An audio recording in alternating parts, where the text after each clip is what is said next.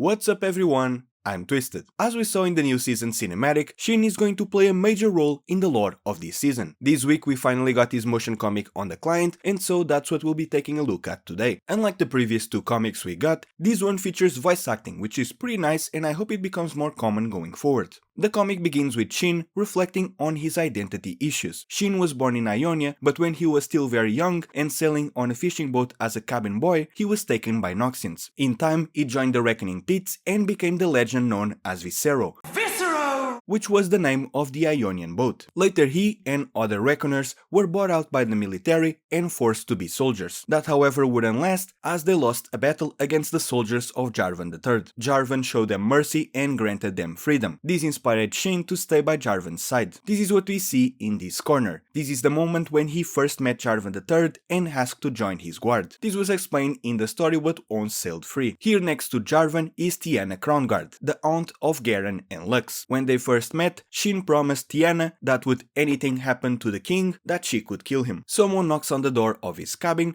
telling him they're arriving at the port. This right here is a spirit blossom tree, and as we'll see, this is one of the reasons why Shen is returning to Ionia. In the very next page we find out he's arriving in Navori. You might recognize that name, as this is probably the most explored region of Ionia. Somehow we always end up here. This was also the location of the Spirit Blossom Festival where Yasuo reunited with Yone, though there's no confirmation that these are the same festivals. We know this one was the first one to happen in a long time since the Noxian invasion, but this one could be any other festival after that. For now, I do believe they are the same, but again there's no solid confirmation. We can see that Shen is holding his Demacian spear, like we saw in the cinematic. As we'll see, he's also wearing his Demacian armor underneath that cloak. Before Shen explains the Spirit Blossom Festival, we hear a storyteller calling out for people to hear the tale of the Lady of Pearls. This is the Ionian legend that Spirit Blossom Lux is based on. This information about the Spirit Blossom Festival is stuff that we already knew, but just like the flashbacks of Shen's past, these lines are here as exposition for those who might not be as familiar with the lore. In the background we see the storyteller, who is very likely a Vastaya. Behind them we see two silhouettes. The left one is the Lady of Pearls, and the right one should be the spirit that Spirit Blossom Hwei will be based on. Hwei has been hinted at in both the season cinematic and in the bios of the new skins. That's why I think this is him. I've also seen people saying that this could be the Darkin Glaive, but for now I don't believe that. Both the storyteller and this kid have masks, though I'm not sure if they are based on any spirit we've seen before. We finally learn what brings Shen to his homeland. A Spirit Blossom tree has grown in the gardens of the great city of Demacia, and as the Ionians comment, this is not normal, as the blossoms do not fall beyond Ionia. It's possible that this tree came from the seed he found in LeBlanc's recent story. There, one of LeBlanc's clones witnesses Shen picking up a single seed in the royal gardens of Demacia and placing it in his pocket. This story was already teasing him returning to Ionia, so this seed becoming the Spirit Blossom tree wouldn't surprise me. The question now is, was LeBlanc behind all of this? Shen mentions how magic has been rising everywhere. This is probably connected to this idea that Arcane introduced of, well, the Arcane waking up.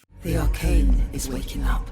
Remember that this is a follow-up to the Noxian season, which itself was a follow-up to Arcane. Now, what does this mean exactly? I think we still have to wait and see. For now we just have this vague idea that magic is increasing around the world for some reason. On the very next panel, Shen is interrupted. It's very clear to me that he was going to say a change in the balance. And the reason I say this is because the one who interrupts him is Kennen, a member of the Kinkou Order. The main goal of the Order being preserving the balance between the physical world and the spirit realm. Also, Kennen scolds Shen for bringing a weapon, which I find funny. He also already knows Shen's name and where he's from, Rykon, which is in the south of Ionia. We get the reveal of Kennen's face. I really like that they made him look old. He is a very ancient Yordle after all. Shen confesses he feels like an outsider in his homeland, which makes sense since he was taken by the Noxians at a very young age. Speaking of which, Kennen mentions the invasion and how the Spirit Blossoms didn't bloom while the Noxian occupation lasted, which we already knew. Shen is mentioned, he is the leader of the Kinkou Order, and he was also present in the season cinematic. There's also a reference to him in the new Ionian map, so it's clear that he is also going to play some kind of role in the lore of this season. Then we see a statue of the devoted Shrine Maiden, which is Yunara, the new champion being released in League this season. We can see the spheres we saw in the cinematic as well. Since she's an ADC, I wonder if she's going to shoot them like Zenyatta from Overwatch. That would be funny. Anyways, we actually get a massive lore reveal here. We learn that during the War of the False Kenmei, Yunara chose to follow her patron spirit spirit into exile. As you may know, Kenmei are the spirits we see in some Spirit Blossom skins, in specific the ones who found peace in the afterlife. However, I believe the false Kenmei mentioned here are actually the Darkin, meaning the war of the false Kenmei was actually the Darkin War. If I'm right, then Yunara's patron was a Darkin. In the last Noxian cinematic, we learned that the Darkin LeBlanc is looking for was hidden in the Spirit Realm, and in the new season cinematic, we see Yunara likely also in the Spirit Realm. This aligns perfectly with this line here. When the Darkin was hidden there, she followed it. That's why she's in the Spirit Realm. She followed her patron. I'm pretty sure this is what's being hinted at here, which is really awesome and also something that I already speculated about before in my video about the new season cinematic. The fact that Shen knows about Yunara and has been thinking about her is likely foreshadowing that the two of them will meet at some point. This was also hinted at in the cinematic. Kennen wonders if Shen did really just come back because of the tree, but obviously this is just one reason, his identity issues being another one. In front of the duel we can spot two kids dressing up as spirits, in specific the ones that Spirit Blossom Bard and Ashe are based on. We get a very interesting line. Does the Spirit Blossom come from the tree or from within Shen? With the Spirit Blossom being so magical in nature, honestly anything is possible. But as Kennen points out in the next panel, this tree is obviously a metaphor for Shen and his journey. Is Ionia really his and the tree's home? The tree, despite being Ionian, was able to bloom in Demacia after all. Perhaps the lesson that Shen will learn is that home isn't a place. Being home is being next to the people you love. This might be what connects him to the story of Yunara, because according to the legend, she herself left his world